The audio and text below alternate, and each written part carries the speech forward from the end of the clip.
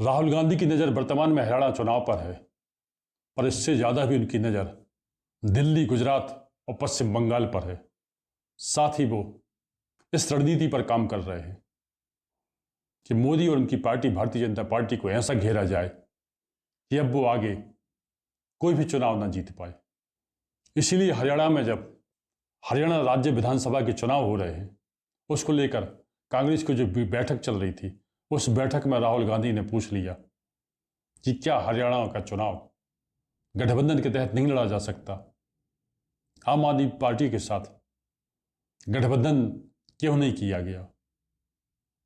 कांग्रेस के नेता इसको लेकर जरूर सख्ते में आ गए, पर आम आदमी पार्टी के नेताओं की बाछें खिल गई, क्योंकि उसके मुख्य नेता है अरविंद केजरीवाल तो वैसे ही जेल में है। अरविंद केजरीवाल की पत्नी और उनके बच्चे खुचे नेता हरियाणा में चुनाव प्रचार का दम जरूर लगा रहे हैं, पर उनमें वो बात नहीं आ पा रही जो अरविंद केजरीवाल ला सकते थे। वहीं लोकसभा चुनाव के बाद आम आदमी पार्टी ने एक तरफा घोषणा कर दी थी कि आगे के कोई भी चुनाव वो अकेले ही लड़ेगी। पर राहुल गांधी ने बड़ा दिल दिखाते हुए जब तमाम सर्वेक्षणों में ये कहा जा रहा था कि हरियाणा में कांग्रेस पार्टी काफी बढ़त बनाई हुई है। हरियाणा में कांग्रेस के नेता और पूर्व मुख्यमंत्री भूपेंद्र हुड्डा ने भी ये दावा कर दिया कि उनकी पार्टी राज्य में 55 से ज़्यादा सीटें आराम से जीत रही है, उससे किसी गठबंधन की जरूरत नहीं है। इसके बाद भी राहुल गांधी ने आम आदमी पार्टी को गठबंधन के लिए न्योता दे दिया है। साफ है कि आज राहुल गांधी, उनकी पार्टी कांग्रेस आम आदमी पार्टी के लिए कुछ छोड़ेगी तो भविष्य में ये और कहीं काम आएगा।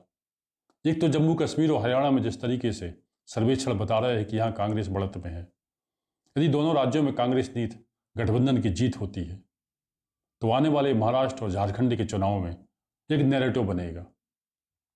और अगले वर्ष जब बिहार का चुनाव होगा, दिल्ली का चुनाव होगा, जहां दिल्ली में 2 विधानसभा चुनाव से कांग्रेस पार्टी का तो खाता भी नहीं खुला है, आम आदमी पार्टी को तब कांग्रेस पार्टी को कुछ ना कुछ सीटें देनी ही पड़ेंगी।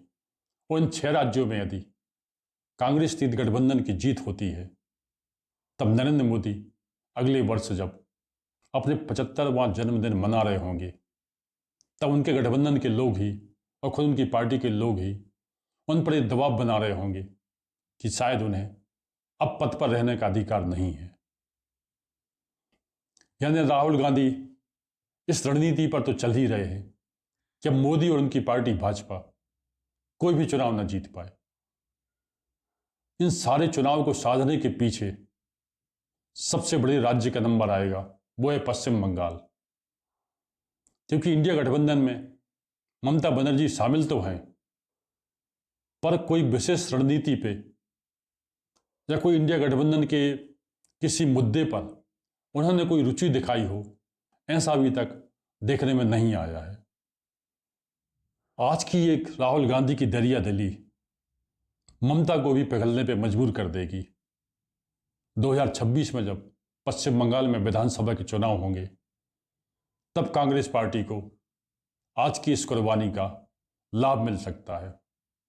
और 2027 में आएगा सबसे बड़ा कांग्रेस पार्टी का टास्क, जब गुजरात में विधानसभा के चुनाव होना है। क्योंकि राहुल गांधी ने संसद में खड़े होकर मोदी को चैलेंज देते हुए कह दिया है कि इस बार गुजरात में वो मोदी को हराने जा रहे हैं। आम आदमी पार्टी का हरियाणा में उतना वोट बैंक नहीं है जितना गुजरात में है, और गुजरात जीतने के लिए कांग्रेस पार्टी को आम आदमी पार्टी के सहयोग की बहुत ज्यादा जरूरत है। और गुजरात राहुल गांधी के लिए जब उन्होंने खड़े होकर चैलेंज कर दिया है, विधानसभा का चुनाव करुआ मरु की स्थिति में होगा, और कांग्रेस पार्टी तभी जीत पाएगी जब वो एक गठबंधन की रणनीति के तहत काम करे। यानी आज गठबंधन में राहुल गांधी ने बड़कपन दिखाते हुए आम आदमी पार्टी को राज्य के विधानसभा चुनाव में न्योता दे दिया है। स्वतः ही अपनी सीटों को कुछ कुर्बानी देने के लिए तैयार हो गए हैं। भले कांग्रेसियों को अभी ये बात समझ में नहीं आ रही है, पर कांग्रेस पार्टी के देशव्यापी भविष्य के लिए ये बहुत बड़ा निर्णायक कदम होगा। तो आज के लिए इतना ही। आपसे अनुरोध है कि आप अपने विचारों से कमेंट बॉक्स में लिखकर हम जरूर अवगत कराएं।